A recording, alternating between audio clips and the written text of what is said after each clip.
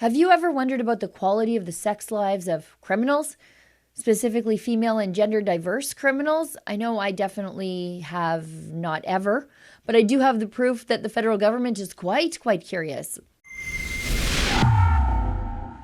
You won't believe this new and creative way the Liberals are wasting your hard-earned money. At Rebel News, we love to browse the government procurement and contract websites.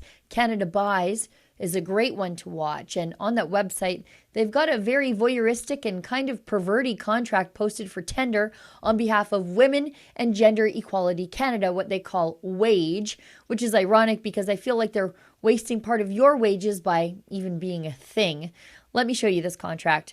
It's from a government agency that I'm sure you can tell I think shouldn't exist, but it's trying to justify its existence by doing bizarre studies on its face. It's your standard social justice study that you might expect from Justin Trudeau's federal government. It's especially important right now when women are bearing the brunt of the impacts of COVID-19 and we face a she-cession. But just wait till we dig down. It gets weird.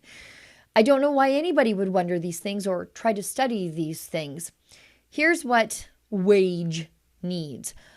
A research study examining barriers and enablers to addressing the primary reproductive and sexual health care needs of women and gender diverse people. Okay, really at this point in Justin Trudeau's tenure, this is a run-of-the-mill study done by the Liberal government at an agency, again, that I think needs to justify its own existence by proving that there are barriers to things for women and others that really just aren't there.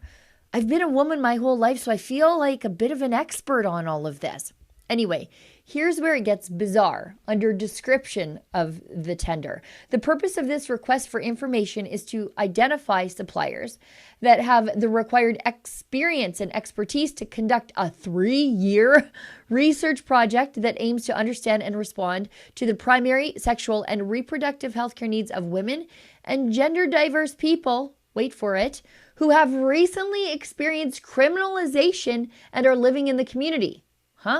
Knowledge generated by this project supports WAGE's joint mandate with Health Canada to ensure that all Canadians have access to the sexual and reproductive health services they need by providing key insight into the barriers and enablers of accessing health services for this population.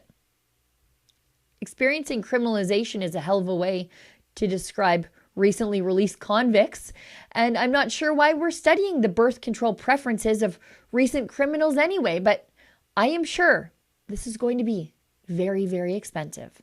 For Rebel News, I'm Sheila Gunn Reid. If you'd like to support our ongoing research project into all levels of the government through access to information, please consider making a donation at rebelinvestigates.com. As always, I'll remind you, we are fiercely independent. We take no money from any level of government to do the work we do. Thanks again for making this important work possible.